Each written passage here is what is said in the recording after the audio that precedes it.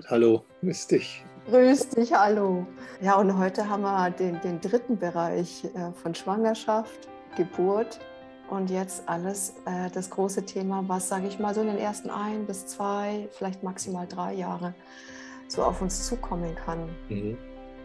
Und ich möchte da vielleicht mal, weil wir da auf das Thema Zwillinge gar nicht eingegangen sind bei den ersten beiden Interviews, und das Thema möchte ich nicht außen vor lassen. Mhm. Aber wie das einfach ist, wenn Zwillingsgeburten da sind, wenn Zwillinge auf die Welt kommen. Ja. Ich sagte letztens eine Klientin, die sagte, erst bei der Geburt hat man bei ihr gemerkt, dass dann noch ein Zwilling war. Sie ist zuerst gekommen und dann dachte man, ach, es wäre eigentlich schon erledigt mit der Geburt. Und dann kam noch das zweite Kind, leider tot auf die Welt. Das ist natürlich dramatisch, ja. Und Mhm. das prägt natürlich auch dann, ich habe so einen Fall, habe ich jetzt neulich gehabt in der Arbeit. Das hat dann die Mutter so geprägt, die war dann so geschockt auch von dem toten Kind, ja, dass sie dann in diesem Schockzustand verharrt ist und damit für das lebende Kind gar nicht verfügbar war. Ja. Also das sind so Momente, wo man dann in der IOPT sagen wir dann Verlusttraumata. Also da ist ein Todesfall und der Todesfall ist so überraschend, so überwältigend, dass du dann nicht in die Verarbeitung kommst, dass du nicht in Trauer kommst und damit eben in die Spaltung gehst und damit im Grunde du immer so selber gar nicht zwischen Leben und Tod mehr unterscheiden kannst. Ja? Und dann der Tod und das Thema Tod so eine Überwältigkeit bekommen, dass du gar nicht mehr richtig am Leben teilnimmst und damit auch die Leute, die jetzt mit dir in Verbindung sind und Verbindung haben wollen, als zum Beispiel als Kinder, dann auf jemanden treffen, der nicht da ist, der eigentlich emotional eingefroren, im Schockzustand eingefroren geblieben ist, bleibt und du damit keine Chance hast, an diesen Menschen emotional heranzukommen. Das muss ja ein schrecklicher Kampf sein für das Kind.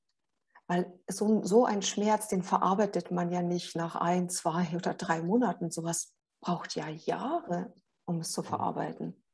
Du sprichst jetzt vom Kind oder von der Mutter? Eigentlich beiden, muss ich ganz ehrlich sagen. Das Kind, das auf die Welt kommt, und dann die Mutter, die dann erlebt, das zweite Kind ist tot und ich muss mich jetzt um das lebende Kind kümmern. Ja, für das lebende Kind ist es dann auch so etwas wie Schuldgefühle. Ja, also wenn ich jetzt nicht der Erste gewesen wäre, wäre der andere vielleicht, hätte er gelebt. Also da gibt es so, was wir den Terminus der Überlebensschuld. Also das sind Menschen, die überleben und während andere, mit denen sie verbunden sind und auch liebevoll verbunden sind, dann sterben, dann haben die ein schlechtes Gewissen, ne, dass sie leben ja, und haben immer so ein Gefühl, sie müssten für etwas sühnen, als wäre es auch ihre Schuld. Und sie hätten eine Schuld dann abzutragen, was natürlich unsinnig ist, faktisch unsinnig ist, aber es ist halt so, unsere Psyche funktioniert so. Also die Psyche, die Bindungsprozesse, die psychischen Bindungsprozesse, ja, die verbinden uns erstmal, und das wieder aufzulösen oder auch in einem guten Sinne aufzulösen, das ist ja auch dann mit den meisten Menschen alleine gar nicht möglich. Da brauchen sie tatsächlich sehr fachkundige therapeutische Begleitung dafür. Fachkundige Begleitung, therapeutische Begleitung, das ist ganz wichtig, weil ich höre von ganz vielen, die dann versuchen, das immer wieder alleine aufzulösen, ja. Oder in die Vergebung zu gehen oder... Oder auch manche Therapeuten, die das nicht verstehen, wie man das auflöst, ja, und damit eigentlich die Spaltung eher vertiefen, den Toten lebendig halten teilweise. Ja, und muss man einfach eindeutig die Position einnehmen, wenn jemand tot ist, ist er tot. Ja, und der hat, sage ich ja immer, der hat gar keine Bedürfnisse mehr. Ja. Wir haben Bedürfnisse, die wir leben. Solange wir leben, haben wir Bedürfnisse. Aber wir müssen uns eigentlich um die Toten in dem Sinne keine Gedanken machen, ja, sondern wir müssen uns, wenn dann, Sorgen machen um uns, dass unser Leben gut weitergeht. Wahrscheinlich noch umso schlimmer, wenn wir die Toten am Leben erhalten, dann haben wir immer weiter diese Todessehnsucht in uns drinnen. Ja, ja, dann bist du nicht eindeutig, hast du dich nicht eindeutig entschieden, sagst, solange ich lebe, lebe ich. Ja. Warum soll ich, solange ich lebe, immer schon an den Tod denken? Der kommt eh irgendwann, und äh, das trifft jeden Menschen. Aber jetzt lebe ich erst mal, jetzt möchte ich auch mein Leben, das ist auch wichtig, genießen, ja, und etwas ins Leben bringen, für was ich ja vielleicht auch da bin. Und nicht sich im Leben schon auf den Tod vorbereiten, wie manche es auch gerne machen. Ja. Das ist ganz schrecklich, aber man sieht, es hat oft auch seine frühkindlichen Wurzeln, also an den Ereignissen, die man so in der Zeit erlebt, in denen unser Bewusstsein noch nicht sehr ausgeprägt ist und auch noch nicht so sehr in Worte zu fassen ist und eher so auf einer Gefühlsebene gespürt wird. Und dafür ist ja auch die Therapie da, um das ins Bewusstsein zu heben, in das richtige Bewusstsein zu heben und Menschen dann auch einen Ausweg aus inneren Konflikten zu bieten, die sonst für sie unlösbar sind. Das ist richtig. Ich habe eine Frage, jetzt nicht bei den Zwillingen, aber wenn jemand kurz vor der Geburt ein nahestehender Verwandter oder vielleicht auch ein guter Bekannter oder ein guter Freund gestorben ist und die Mutter ist noch gar nicht in diesem, ja, die ist noch eigentlich mittendrin in dem Trauerprozess und bringt dann das Kind zur Welt. Was könntest du so jemandem sagen? Ja, den Müttern müsste natürlich das Bewusstsein, dass sie hier möglicherweise in einen Trauerprozess feststecken und sich da Hilfe holen, und damit sie eben auch ganz klar und sehen, dass sie sonst ihrem Kind schaden. Und das Wichtige, also eigentlich ist ja immer so eine Grundhaltung von Müttern ist schon so, dass sie grundsätzlich ihrem Kind ja nicht schaden wollen. Ja? Also es gibt immer die gesunden Anteile in jeder Mutter, die sagt, oh Gottes Willen, ich will doch meinem Kind nicht schaden. Ja? Und auf das kann man ja immer zählen, wenn man also mit jemandem spricht oder Therapie macht, dass da jetzt dieser gesunde Anteil da ist. Und das muss man halt dann entsprechend fördern, dass die Mutter dann sagt, okay, hier gibt es zwei Sachen. Es gibt einerseits den Tod, oder der mich traurig macht, und von jemandem, den ich mag und geliebt habe. Und da gibt es mein Kind, das lebt. Ja. Und das muss ich jetzt ganz klar trennen. Ja. Einerseits für mein Kind lebendig da zu sein, auch mit Lebensfreude da zu sein. Und auf der anderen Seite mir meine auch Zeit zu nehmen, um jetzt einen Toten innerlich so zu verabschieden, dass ich dann nicht mehr festhänge. Und das ist ja im Grunde, kann man ja sagen, das Geheimnis ist ja die Trauer. Ja, die Trauer, das Geheimnis der Auflösung ist, sich dem Schmerz, den Verlustschmerz hinzugeben, den auszudrücken. Und der kann das ist auch meine Erfahrung zum Beispiel, der kann für einige paar Tage sehr, sehr heftig sein. Also du gehst dann durch so einen ganz körperlich spürbaren Schmerz durch. Da kommen immer wieder Tränen, Wellen von Tränen. Aber das ist gut so. Das ist wie ein Reinigungsprozess. Das ist wie wenn du sozusagen deinen Körper auch reinigst, sozusagen von dieser Trauer und von diesem Schmerz. Und dann ist es auch nach einigen Tagen vorbei. Das kann man wirklich sagen. Also wenn man das will, dann ist es auch irgendwann vorbei. Man kann es abschließen und kann wieder voll präsent sein. Es wäre schön, wenn es immer so klappen würde.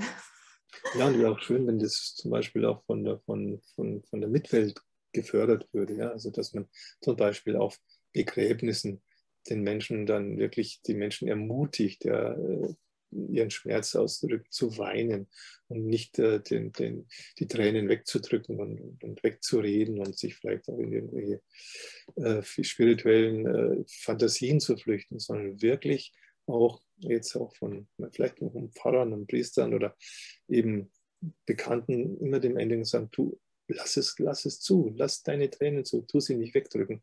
Das ist heilsam. Ja, es wäre schön, wenn wir uns da auch gegenseitig mehr unterstützen könnten. Aber es ist natürlich, wenn man selber noch so viel unverarbeiteten Schmerz in sich hat, dann kann man ganz, ganz schwer jemanden anders unterstützen. Ja, beziehungsweise genau das ist das, was dann passiert. Weil du diesen Schmerz in dir die ganze Zeit unterdrückst, denkst du auch, du musst den anderen ja auch helfen, dass sie ihren Schmerz unterdrücken. Ja. Also das ist korrespondiert dann miteinander. Dann Teufelskreislauf, ja. Mhm. Eine Frage auch bei dem großen Thema Frühgeburten. Ja. Es kommt so ein kleiner Mensch auf die Welt und wird dann meistens gleich sofort in den Inkubationskasten gelegt, weg von der Mutter, wird untersucht. Je nachdem, wie früh das Kind auf die Welt gekommen ist, wird so und so lang von der Mutter getrennt. Was macht das eigentlich mit Mutter und Kind? Vielleicht erstmal zu den Ursachen einer Frühgeburt, weil ich jetzt da vor ein paar Tagen auch mit jemandem gearbeitet habe, die so zu früh, also vor diesem errechneten Geburtstermin da war.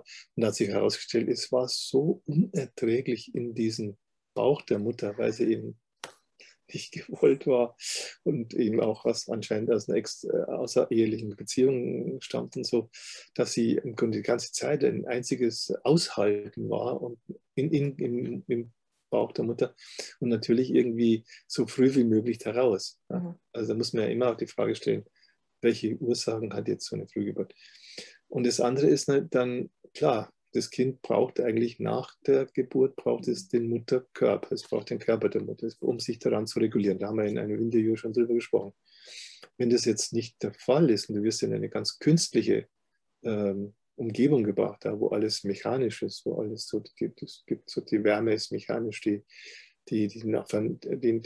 Luftzirkulation, alles ist mechanisch und du wirst quasi an Schläuche angeschlossen, was ja übrigens auch sehr, sehr weh tut, was ich aus Selbstbegegnungen mit Menschen, die schon eben diese Frühgeburtserfahrung gemacht haben, diese Inkubator-Situation erlebt haben, das ist unheimlich schmerzhaft auch. Ja. Das ist unheimlich schmerzhaft. Es fühlt sich alles, auch von der Temperatur her, fühlt sich dann nicht unbedingt gut an. Und es ist vor allen Dingen einsam. Einsam, einsam, einsam. Und das ist das natürlich, was so überwältigende Emotionen erzeugt, so gegen eigentlich die elementaren Grundbedürfnisse so von einem neugeborenen Kind geht, da kannst du dich nur massivst abspalten. Und ich habe eben die Arbeit mit einem Mann, der das eben erleben musste, gesehen, also wie Felsen, also fast wie Betonplatten oder Eisenplatten dazwischen, die dieser Erfahrung im Inkubator und dem, wie man es halt überlebt dann dazwischen sind. Also das hat ganz, ganz lange gedauert, bis der überhaupt nur millimeterweise sich dem dann öffnen konnte und damit eben auch seinen Schmerz, seine Todesangst und seine Verlassenheitsängste dann auch ein Stück weit hochkommen hat lassen und was ihn natürlich dann enorm, enorm auch weitergebracht hat und befreit hat. Ja, weil vor allem heutzutage kann ja die Medizin die Kinder ja immer früher retten, ja. Und ich frage mich eher, warum, obwohl wir ja als Menschen, als Frauen mittlerweile, also körperlich haben wir überhaupt keine Probleme, da ist alles da, egal wie groß oder wie klein man ist oder breites Becken ist oder nicht. Mhm. Aber dass dann die Zahl der Frühgeborenen auch weiter so stark ist, das hätte ich nicht vermutet gehabt. Aber ja, wenn das Kind natürlich diese Fluchttendenzen hat. Mhm. Ich hatte letztens genau das umgekehrte Fall. Da wollte die Frau nicht aus dem Mutterleib, weil sie genau wusste, was sie erwartet hat, wenn sie dann auf die Welt kommt. Ja. Und hat sich gesagt, nein, ich bleibe lieber drinnen. Ja. Das Kühler umgerückt ist, ja. Bleibe ich drin, ist nicht schön. Komme ich raus, ist auch nicht schön. Also das ist schon eine fatale Situation für viele Menschen. Und dann war es die Großmutter, also die Mutter der Mutter, die dann auch noch der Täter war im wahrsten Sinne des Wortes und dann nochmal auf den Bauch gedrückt hat, damit das Kind schneller kommt. Mhm. Mhm. Also, Also da spielen sich Dramen ab, ja, die wir natürlich in unserer therapeutischen Praxis fast täglich sehen und die aber sage ich vielleicht auch der Allgemeinbevölkerung noch gar nicht so klar sind. Und deswegen führen wir ja dieses Interview. Wir berichten ja quasi aus dem Schatzkästlein unserer Erfahrungen und vielleicht sind dann auch viele dabei, die sich jetzt, wenn wir unser Gespräch anhören, dann vielleicht manches, worunter sie aktuell leiden, vielleicht auch mal mit anderen Augen sehen können, zurückführen können, dass das vielleicht seinen Grund schon ganz früh hat. Ne? Also, weil ich denke, auch im allgemeinen Bewusstsein ist nicht anerkannt, dass eine Frühgeburt, Aufenthalt im Inkubator, dass es ein Trauma ist, ja, dass es eine traumatische Lebenserfahrung ist. Das ist das Allgemeinbewusstsein, glaube ich, noch meilenweit davon entfernt. absolut, absolut. Überhaupt diese ganze Schwangerschaft, Geburtszeit und jetzt, wir reden ja jetzt über die Zeit danach und sind ja gerade ganz nah noch an der Geburt dran, ja. Das ist komplett weg aus dem Bewusstsein. Also wir haben so schöne Schritte gemacht, eigentlich in den 80er und 90er Jahren, ja, hin zu einer gesamtheitlichen, ganzheitlichen Sichtweise. Aber wir machen jetzt solche Rückschritte, ja, dass ich auch denke, dass das Interview ganz wichtig ist, dass wir da führen. Naja, also die Tendenz geht in das Technokratische, in das technisch Machbare und auch die Medizin ist ja so, hat da quasi so viel, auch die Schulmedizin hat da so viel Interesse auch an Gewinne zu machen, ja, mit diesen Prozessen, dass da leider vieles, was von alleine gehen würde, was natürlich gehen würde, dann behindert wird, unterbrochen wird an Prozessen. Und dadurch bist du dann angewiesen auf Leute, die dir dann vermeintlich helfen, was sie aber nicht tun, ne? Nicht wirklich tun.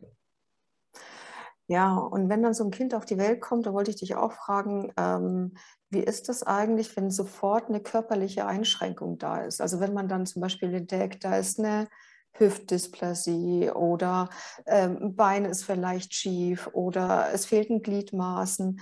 Wie ist da eigentlich dann der Umgang mit den Kindern oder was siehst du dann in der Praxis bei dir? Naja, zum Beispiel ein Fall, wo das auch so war und aber das war schon die Konsequenz wieder. Die Mutter wollte das Kind nicht und hat nicht aufgemacht und dadurch ist eben auch dieser Schaden entstanden während der Geburt. Und da ist es natürlich dann eine ganz andere Situation, als wenn es vielleicht eine Situation wäre, wo man sagt, das ist jetzt nicht deswegen passiert, weil die Mutter sich da nicht öffnet, sondern andere Gründe. Mir fällt jetzt gerade keine ein, aber dann würde ja auch die Mutter ein ganz anderes vielleicht Verhältnis zu dem Kind dann haben und versuchen, mit ihrer Liebe dann das Kind so weit zu stabilisieren und so, dass es auch dann viel schneller auch in die Heilung kommt, als jetzt in den anderen Fall, den ich kenne. Dann wird das, okay, das Kind hat heute irgendeinen Hüftschaden, zack, tun wir es in ein Gipsbettchen rein und so weiter und dann leiden die Kinder ohne Ende, werden auch kaum noch berührt, werden kaum hochgenommen, liegen dann hier Wochen und Monate lang. Also da kenne ich einen Fall und das war ganz, ganz schlimm. Und der hat natürlich erstmal alles abgespalten, um überhaupt so eine nachgeburtliche Situation zu überleben. Mhm. Ja, und das ist auch, was wir das letzte Mal gesagt haben.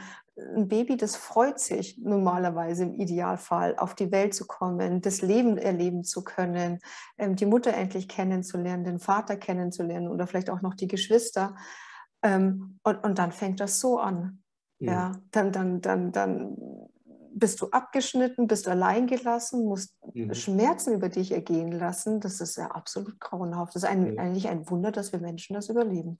Ja, ist ein Wunder, was wir Menschen an Leiden aushalten können, ja, weil wir in der Lage sind, eben Leid, also Schmerz abzuspalten, also dass unsere Psyche das auch tatsächlich leisten kann oder muss erstmal. Und dadurch aber bezahlen wir halt den Preis, dass wir nicht wirklich gut leben, sondern immer diese abgespaltenen Trauma-Erfahrungen in uns weiter mit durchs Leben schleppen.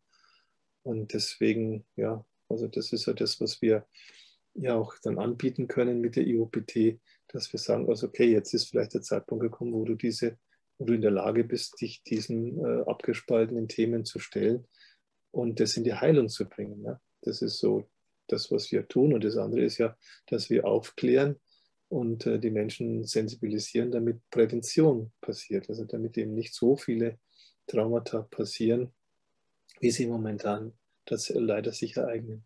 Mhm. Wie ist eigentlich das vom Thema Stillen her? Ich habe gesehen, dass die Stillquote oder auch die Länge der Stillzeit besser geworden ist, also nach oben gegangen ist. Es wird länger und mehr gestillt in Deutschland. Und trotzdem gibt es ja auch viele Frauen, die sagen, ich habe Probleme damit, ich still lieber ab, ich habe nicht genug Milch. Hast du da schon einige Beispiele gehabt in der Praxis, die dann zu dir gekommen sind mit dem Thema? Ja, ich habe zum Beispiel so in einem näheren familiären Kreis eine Frau, die hat dann sich eine Brustoperation machen lassen, die Brustwarzen abschneiden lassen, weil sie irgendwie gefallen haben und so. Und jetzt wird die Mutter, und da kann die natürlich gar nicht stillen, ja, also mit diesen künstlichen Dingern da. Und nee, das muss man auch mal bedenken, ja, die Brust der Frauen ist nun mal auch biologisch dafür getan, damit es halt dann Kinder dann genährt werden können und so. Und das ist ja auch, wissen wir, es ist alles gut erforscht. Also das ist das Allerbeste, was ein Kind an Nahrung bekommen kann in den ersten Jahren, ist die Muttermilch, weil die Muttermilch sich mit dem Wachstum des Kindes und dem Alter des Kindes auch entsprechend in der Zusammensetzung dann verändert und das Kind halt dann eben genau diese Nährstoffe bekommt, die seine Entwicklung am besten fördern. Ja. Und auch da gab es natürlich eine Zeit lang, wo das dann ganz verpönt war, so ungefähr, Ja. ja, das Stillen, das ist ja animalisch quasi, das ist ja nur was für Tiere. Wir Menschen machen das nicht und wir haben doch jetzt so die Ersatznahrung und die künstliche Milch und alles und so.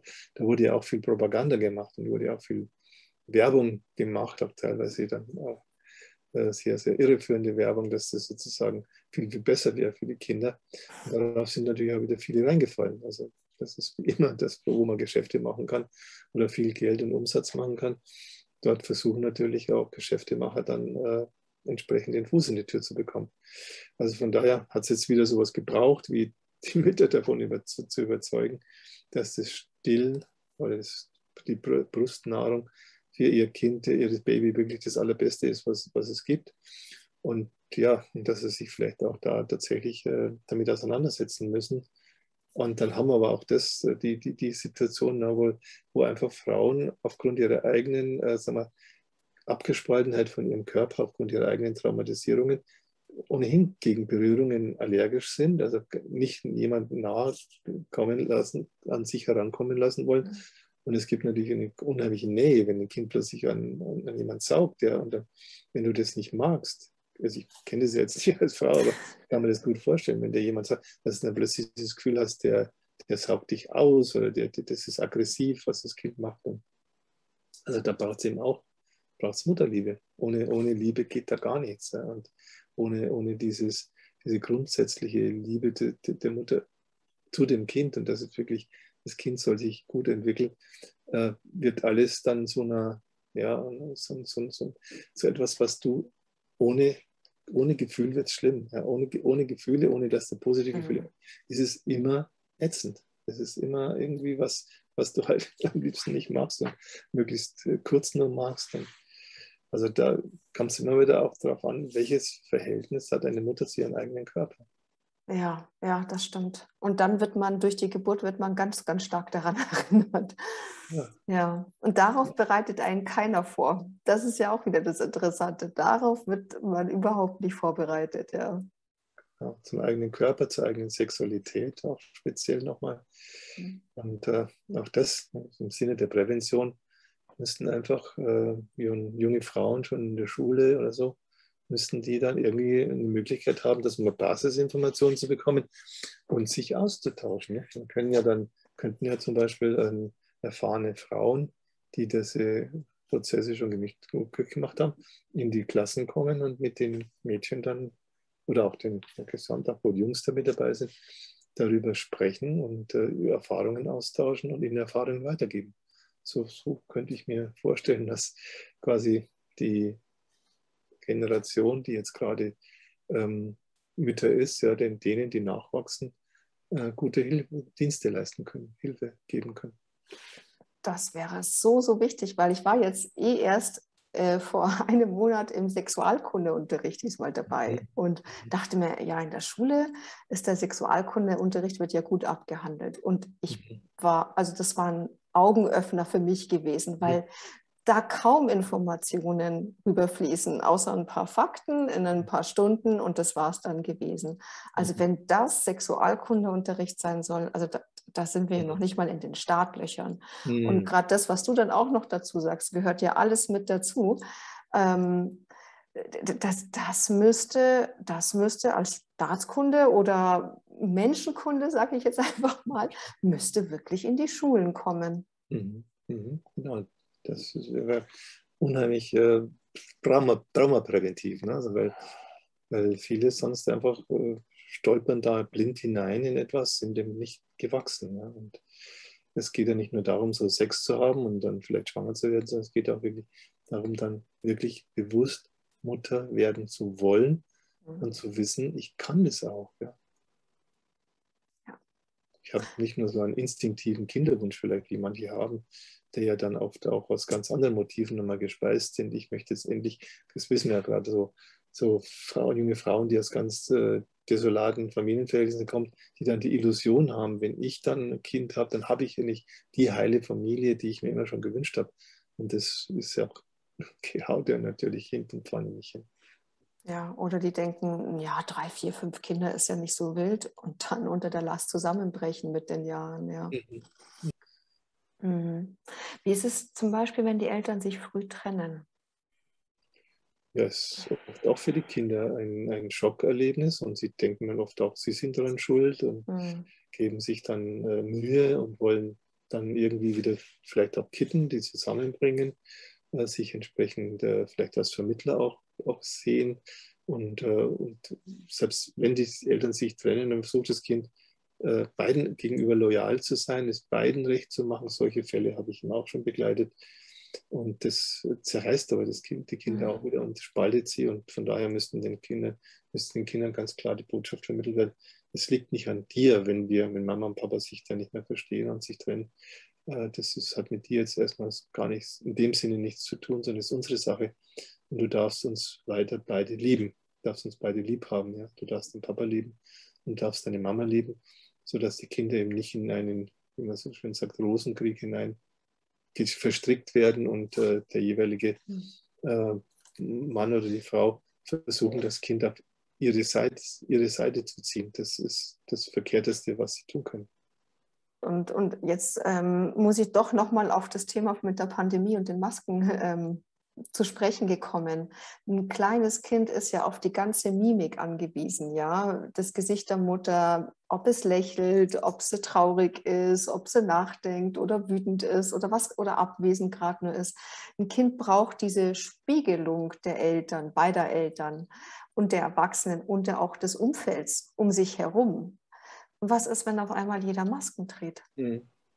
Also was ich da wirklich empfehlen kann, einfach im Internet eingeben, Still Face Experiment von diesem amerikanischen oder kanadischen Forscher Ed Tronick, sich diese paar Minuten anzuschauen und dann sieht man schon alleine, wenn die Mutter ein so künstliches, quasi eine Gesichtsmaske, ohne dass sie Maske hat, einfach nur ein Gesicht, das eingefroren ist, zeigt den Kindern, wie schnell das Kind ausflippt und verzweifelt ist und sich nicht mehr regulieren kann. Und ja, und wenn man jetzt erst recht so die Mutter hat, die eine Maske aufhat, dann muss es für das Kind dermaßen irritierend sein. Das kann sich vielleicht mit den Augen orientieren, aber sonst, Genau, dass wir da eigentlich eine traumatisierte große Anzahl von Kindern dann in 1, 2, 3 Jahren haben. ja, die nicht erst in 2, 3 Jahren, aber die werden jetzt schon dermaßen durch diese ganzen Maßnahmen traumatisiert, dass sie halt entsprechende Symptome zeigen. Sieht man ja auch dann, dass die Kinder dann entsprechend depressiv werden oder ähm, ja, weißt ja, die Psychiatrien laufen voll Mhm. von Kindern und Jugendlichen, die jetzt unter dieser Situation leiden. Die Kinder versuchen natürlich immer so, sich so gut es geht irgendwie anzupassen. Das ist ja auch eine Qualität unserer menschlichen Psyche. Wir passen uns noch an jede so missliche Situation. Ja, gibt es die Fähigkeit, sich da irgendwie anzupassen und durchzuschlagen. Aber was ist das für eine Lebensqualität? Also da wird was hinkonstruiert und ja, und gerade die Kinder zahlen enorm hohen Preis dafür.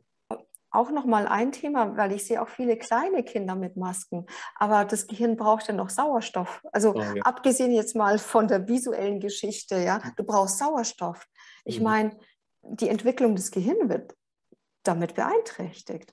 Ja, du setzt den ganzen Organismus unter Stress. Also mir geht es zum Beispiel so, eigentlich ganz selten, dass ich, aber wenn ich schon ein paar Minuten, bin ich so innerlich gestresst, ja, weil ich das so irritierend finde und ja, eben es fehlt eben dann der Sauerstoff, zu viel CO2, was man wieder einatmet und so. Und ja, also damit wird der kindliche Organismus völlig unter Stress gesetzt. Den ganzen Tag, jetzt bist du in der Schule sowieso schon gestresst, ja, durch das, was es da alles gibt und es ist noch zusätzlich. Also letztendlich kann man etwas Verrückteres kann man sich eigentlich gar nicht ausdenken. Jetzt mache ich gerade noch mal einen Sprung zu den Leihmüttern und zu den Adoptionen. Was ist dann, wenn ein Kind gleich weggegeben wird oder vielleicht auch 6 Monate später, ja, oder ein Jahr weggegeben wird? Manchmal kommen sie auch erstmal bei Pflegefamilien unter, gerade wenn Gefährdung sein könnte für Leib und Seele des Kindes, weil die Mutter vielleicht drogensüchtig ist oder einen anderen Hintergrund hat, vielleicht auch Gewalt in der Familie schon. Und wie siehst du das?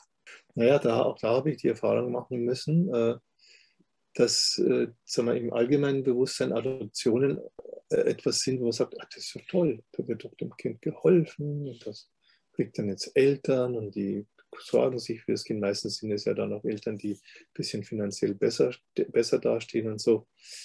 Und es wird überhaupt nicht anerkannt, dass die Adoption für das Kind ein Trauma ist. Ja, also das war mir auch nicht klar, als ich mich mit den Themen beschäftigt habe. Und je mehr ich dann auch mit Menschen gearbeitet habe, die adoptiert worden sind, desto mehr wurde es für mich natürlich ganz offensichtlich, dass jegliche Adoption in dieser frühen Zeit für das Kind ein Trauma darstellt. Egal wie die Mutter war, egal wie jetzt ob das eine drogenabhängige Mutter war oder jemand, der ja aus einem One-Night-Stand dann aus einer Beziehung halt dann schwanger geworden ist und wo man dann die Familie gesagt hat, die soll das Kind irgendwo in der Klinik zur Welt bringen und das gleich zur Adoption weggeben und so. Also Kinder, das ist ja so eine Grunderkenntnis, Kinder stellen sich auf die Mutter ein, die ihre Mutter ist und in der sie groß werden. Und von daher ist es ihre Mama und die lieben sie. Und dieser Verlust dieser Mama, die ich liebe, muss betrauert werden, der muss verschmerzt werden. Also es steckt in jedem Kind, das von der Mutter getrennt wird, früh getrennt wird, ob das jetzt durch Adoption oder Pflege und so, steckt dieser Schmerz der Trennung von der Mama. Und das muss anerkannt werden. Und wenn das anerkannt wird, wenn man weiß, in dem Kind steckt dieser Schmerz, im Kind steckt auch die Schuldgefühle, die fühlen sich oft schuldig, dass die Mama sie dann nicht haben will. Und die haben auf der anderen Seite auch viel Wut. Also das muss man sehen. Das ist ja nicht nur immer ein Prozess, sondern es ist Angst, es ist Wut, es ist Schuldgefühle, es ist auch Schamgefühle, die da sind. Das sind alles so einzelne Facetten, die teilweise so innere Anteile in den Kindern darstellen. Und das muss man wissen, dass die da sind und dass dass die Anerkennung brauchen. Dass man sagt, ja klar, du bist wütend, dass sich deine Mama weggegeben. Und gleichzeitig aber fühlst du dich schuldig. Ja, dass du denkst, du hast deiner Mama irgendwie das Leben verdorben oder fühlst dich schuldig, weil du meinst, du bist nicht gut genug und so. Also das muss man so einem Kind immer auch wieder widerspiegeln und deswegen braucht es auch gerade im Adoptionsvorgang oder auch in der Pflege braucht es Eltern, die diese Dynamiken kennen, die darüber informiert werden und die dann eben auch dem Kind entsprechend begegnen können, sodass das Kind sich verstanden fühlt. Und das wissen wir ja auch aus unserer therapeutischen Arbeit, dass dann immer Heilung in so einen Prozess kommt, wenn sich ein Anteil verstanden fühlt. Er drückt sich aus und er bekommt eine Widerspiegelung. Ja, ich verstehe dich. Aha, okay, deswegen bist du so, weil. Und dieses dann Verstehen von der inneren Situation des Kindes macht es natürlich auch den Adoptiv- und Pflegeeltern wesentlich leichter, dass sie sich also mit dem Kind auf das Kind einstellen, als jetzt zu sagen, ja, das Kind ist so undankbar, jetzt haben wir da so viel Aufwand betrieben und wir tun doch so viel und wir bringen große Opfer für das Kind und dann ist es so undankbar.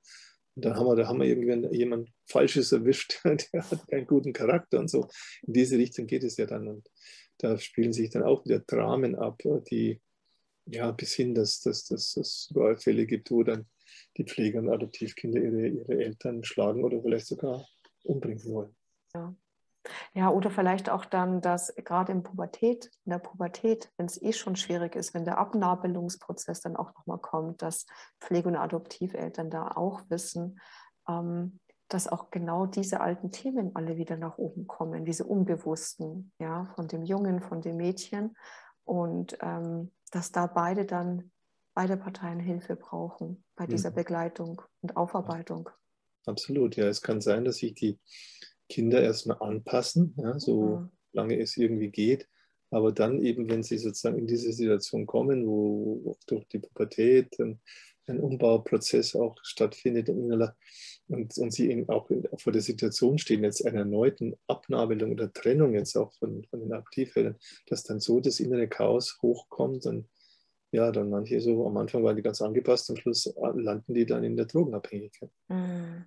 Ich habe gerade auch gehört, in den USA hat man jetzt beschlossen, dass man, wenn Sträflingsfrauen Kinder bekommen im Gefängnis, dass ihnen die Kinder nicht mehr weggenommen werden, sondern dass die Kinder bei ihnen bleiben dürfen. Ich war in einem Frauenvollzug hier in München und da hat man ihnen immerhin dann Spielräume und so Ecken gegeben, wo die Mütter mit ihren Kindern wie auf dem Spielplatz dann sind und so. Also zwar etwas eingeschränkt und doch etwas bedrückend noch, aber immerhin. Und dann, wenn dann von außen auch noch vielleicht Sozialarbeiter kommen oder Psychologen kommen, die jetzt die Mütter und die Kinder dann nochmal begleiten und unterstützen, dann kann auch sagen wir, präventiv dann vielleicht Schaden abgewendet werden. Ja, oder auch die Frauen dann in so einer Situation vielleicht auch nochmal einen Reifungsprozess durchlaufen können, wenn sie dann entsprechend unterstützt werden dabei. Wir haben ja durch die Wiedervereinigung ja ganz viele Kinder in der ehemaligen DDR, die sehr, sehr früh in die Krippe gekommen sind. Und jetzt dank der Bundesregierung in Westdeutschland und den Krippenausbau sind wir ja Gesamtdeutschland jetzt auf einem guten Weg, die Kinder immer früher in die Krippe zu geben. Ja? Mit 6 Monaten, manche erst mit 1 Jahr, was ja fast schon spät ist. Also wie siehst du die Entwicklung in dem Bereich? Ja, also bevor ich von Trauma eine Ahnung gehabt hätte, hätte ich es natürlich auch so, ja, klar, und die Mütter müssen halt arbeiten, das ist ja gut, dann haben wir halt dann in Krippen, wenn dann die Erzieherinnen gut ausgebildet sind, dann ist das ja alles im Endeffekt gar kein Problem und so, da werden die Kinder ja auch dann entsprechend unter anderen Kindern sind sie da und so weiter. Also da kann man sich vieles dann zusammenfantasieren, dass es alles gut wäre. Aber sobald du ein bisschen psychologisch tiefer gehst, in die Bindungsprozesse reingehst, merkst du, das ist eine einzige Katastrophe. Also dass Kinder so gegen ihren Willen und so früh und so lange von ihren Müttern getrennt werden, ist weder für das Kind gut, noch für eine gesunde Mutter gut. Also wenn die Mutter traumatisiert ist, die das Kind eh nicht haben will, und die sind dann froh, ja, und reden sich das ein, das Kind hätte es dann schon gut, aber eine gesunde Mutter oder die gesunden Anteile der Mütter, die leiden darunter, ja, wenn sie zum Beispiel in der Arbeit sind, leiden die darunter und sagen, was ist denn mein Kind los und geht es dem gut und vermisst es mich und so weiter. Und die spüren das auch, die spüren natürlich auch intuitiv, dass das Kind leidet. Ja. Also das ist für mich ganz klar. Also alles, was so fast unter 3 Jahren, würde ich fast sagen, dem Kind zugemutet wird an längeren Trennungszeiten, an Aufenthalt unter anderen Kindern, die genauso leiden wie sie selber und von der letzten Erzieherin, die es zwar gut meinen können, aber trotzdem so überfordert sind, dass sie natürlich auch hier so ein regelbasiertes System aufbauen müssen, wo die Kinder halt dann möglichst gehorsam sein müssen und dem folgen müssen, was man ihnen da vorgibt. Da kann man eigentlich nur sagen, das ist Frühtraumatisierung. Also frühe Fremdbetreuung ist Frühtraumatisierung. Und ja, wir haben ja in der ehemaligen DDR hatten wir ja diese Wochenkrippen sogar, wo die ja. vom Montag bis Samstagabend teilweise dann aufbewahrt wurden, in Massen auch teilweise 20 und mit 1 oder 2 Erzieherinnen und dann am Wochenende kurz mal einen Tag oder 2 bei Mama und Papa sein durften und dann geht es wieder los. Also da habe ich auch Fälle, mit denen ich da gearbeitet habe. Das war so schmerzhaft für die Betroffenen, sich da nochmal dran zu erinnern oder erinnern zu müssen, weil man hat ja immer Symptome, die daraus resultieren. Und wenn man die Symptome heilen will, dann muss man sich daran erinnern. Und es war so herzzerreißend, weil wenn man das miterleben musste, wie diese Kinder darunter leiden. Ich kann mich auch erinnern an eine Arbeit in München bei dir in der Praxis. Da ging es eigentlich um berufliches Thema. Und dann kam genau das hoch. Da war auch total Stille und Entsetzen im Raum, weil ich bis zu dem Zeitpunkt nicht wusste, eben, dass es diese Wochenkrippen gab. Und ich glaube, der war sogar bis um 8 Uhr abends oder sowas. Also tatsächlich von ganz in der Früh bis spät am Abend in dieser Krippe gewesen. Vielleicht haben wir den gleichen, der dann so ein Arzt geworden ist, so Chirurg geworden ist, gell? Also auch so ein Beruf. Könnte sein, ja. Beruf, ja. Und der eben auch so richtig so im Kopf erstmal der dann auch im Laufe der Weiterbildung ist ja dann richtig aufgetaut und hat uns sozusagen auch sehr berührt, sein Schicksal. Wie ist es überhaupt also jetzt haben wir die Fremdbetreuung, aber was ist, wenn in der Familie die sogenannte Fremdbetreuung ist? Also wenn die Oma das Kind übernimmt oder vielleicht eine Tante und sagen wir mal, die Eltern arbeiten vielleicht sogar auch in einem anderen Ort. Ja, je nach Kulturkreis ist das ja ganz unterschiedlich. Und dann wird das Kind, wächst dann dort auf. Erstmal grundsätzlich ist es eine Trennung für das Kind von der Mama, das nicht will und das Kind will aber der Mama sein. Also von daher muss das Kind dann auch aufgrund seines Trennungsschmerzes und seiner Ängste, weil das Kind ängstigt ja auch sich um die Mama. Ja, was passiert mit der Mama? Wenn die weg ist, ja, da könnte ja was passieren, die könnte ja sterben, die könnte ja nicht wiederkommen. Also hat das Kind auch Angst um die Mama, ne, wenn es längere Zeit nicht da ist. Das war bei mir zum Beispiel so, ne? Wenn zum Beispiel, ich habe eine Situation erlebt, da sind meine Eltern abends zum Fasching, glaube ich, so sind sie weggegangen, haben mich und meine Schwester zu Hause allein gelassen. Und dann habe ich mich in einer gewissen Zeit mich geängstigt, warum kommen die nicht? Da haben wir mal aus dem Fenster geguckt und dann haben wir gedacht, da unten ist ein Licht, vielleicht sind die jetzt mit dem Auto in den Graben gefahren und da ist was passiert und so. Also das muss man auch bedenken. Ja? Also die Kinder leiden ja nicht nur daran, dass die Mama für sie nicht da ist, sondern sie leiden auch darunter, dass sie möglicherweise sich Sorgen machen. Der Mama könnte was passiert sein. Also auf alle Fälle sind diese Trennungen dann für Kinder unter 3 Jahren sind auch wieder so unaushaltbar, ja, emotional unaushaltbar, dass sie auch da wieder in die Spaltung gehen müssen. Jetzt kann man natürlich sagen, okay, wenn die Oma da ist und die kennen die Oma und so weiter, dann könnte es vielleicht ein Stück abgemildert werden, was es vielleicht auch in dem einen oder anderen Fall der Fall ist. Jetzt haben wir aber oft die Situation, dass auch die Großmütter ja aufgrund ihrer Biografie wiederum eigentlich traumatisierte Frauen sind, ja, die dann auch nicht in der Lage sind, jetzt für das Kind die Wärme und mütterliche Zuwendung zu geben, die das Kind vielleicht auch brauchen würde. Ja. Also da brauchst du schon auch eine Oma, die die diese mütterliche Qualität tatsächlich hat. Ja? Und wir wissen ja aus der Therapie, wie viele Fälle haben wir, wo das Kind bei Oma und Opa ist und dann ist der Opa der Täter, der dann sexuelle Übergriffe macht am Kind. Also das ist ja auch schon was ein Standardthema. Grauenhaft. Ja, das, Die menschliche Frühgeschichte ist voller grauenhafter Dinge. Was wär für dich das Ideale? Naja, grundsätzlich natürlich, dass sich Frauen entscheiden könnten, ob sie das wollen überhaupt. Und dass auf der anderen Seite auch die Gesellschaft den Müttern alles an Ressourcen zur Verfügung stellt, dass die eben nicht arbeiten müssen, ja? Dass die nicht irgendwie Sorge haben müssen, wenn sie jetzt nicht arbeiten, später haben sie da keine Rente und alles solche Dinge. Ne? Und dass sie auch, dass die Mütter eben auch nicht von den Männern abhängig, von den Vätern abhängig sind, ja, dass die dann das Geld reinschaffen, sondern dass es da erstmal für die Mütter eine Grundsicherung gibt, wo sie einfach wissen, ich kann also mindestens 3 Jahre lang mich für das Kind entscheiden und da sein und dann müssen sie halt auch ihre sonstigen Lebensziele daran ausrichten. Ja? Und dann, wenn sie vielleicht noch ein Kind haben, dann ist es natürlich eine längere Phase, wo eine Frau einfach Mutter ist. Aber das Muttersein ist ja nicht das Schlechte, sage ich mal, grundsätzlich nicht was Schlechtes. Ja? Sondern vielleicht ist es menschlich gesehen auch möglicherweise die befriedigendste Situation überhaupt. Ja? Dass man sagt, okay, ich bin da und lasse jetzt die neue Generation, der ermögliche ich einen guten Start ins Leben.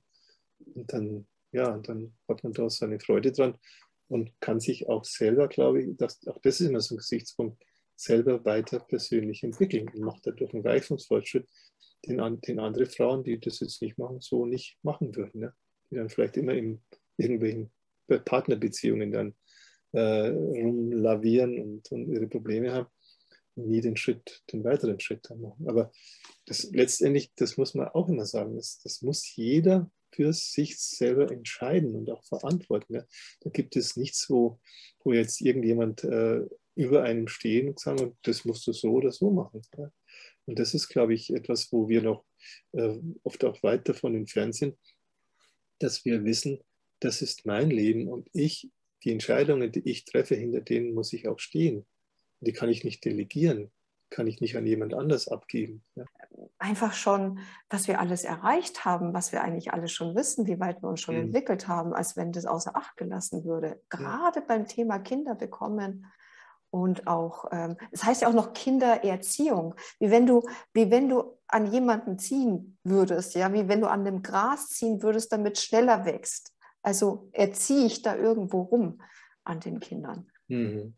Ja, das wäre natürlich ideal. Ne? So, also es gibt ja die Instinkte sind ja jetzt nicht verkehrt. Ne? Es gibt ja so kräftige Urinstinkte, die sind auch richtig und so. Aber wenn man eben mit diesen gesunden Instinkten eben auch mit einer gesunden Restpsyche dann umgeht, ja, und dazu bedarf es eben dieser, ja, in erster Linie der Vorsorge, dass wir nicht psychisch geschädigt werden. Ne? Weil durch diese psychischen Schädigungen trennt sich dann sind die Instinkte laufen alleine, ohne Kontrolle durch unser Bewusstsein oder unter Ausschluss unserer Emotionen. Und das ist ja das, weswegen unser Wissen und Bewusstsein über Trauma so wichtig ist, weil wir ganz viel tun sollten und müssen auch gesamtgesellschaftlich als Menschheit, also als Menschheitsfamilie, uns dessen bewusst zu werden, wodurch eine menschliche Psyche traumatisiert werden kann und was das für weitreichende Folgen hat, sodass wir eigentlich alles dran setzen,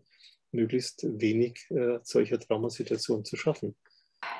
Was machen wir dann als traumainformierte Gesellschaft? Was sollten wir tun für die Kinder, für die ganz Kleinen?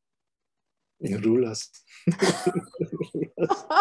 Also gar nichts für die tun wollen, sondern denen Räume geben, die in Ruhe lassen, die sich in Ruhe entwickeln lassen, auch zu achten auf deren Bedürfnisse, sie in ihrer Selbstregulation zu fördern, sie ihnen auch in ihrer Selbstverantwortung schon ganz früh zu fördern, wo es ihnen möglich ist und den Kindern die Unterstützung zu geben, dort, wo sie brauchen, wo sie es nicht alleine können. Das wär optimal. Ja. Also lasst die Kinder in Ruhe, lasst die Kinder sich in Ruhe entwickeln und tut sie nicht euren politischen Ideen oder ideologischen Programmen unterwerfen oder was auch immer, macht sie nicht zum Opfer von Geschäftemacherei, sondern lasst die Kinder in Ruhe. Danke dir, Franz. Auch wieder. Danke auch. Für diesen schönen Abend. Ich danke dir auch für dieses wundervolle Gespräch. Dankeschön.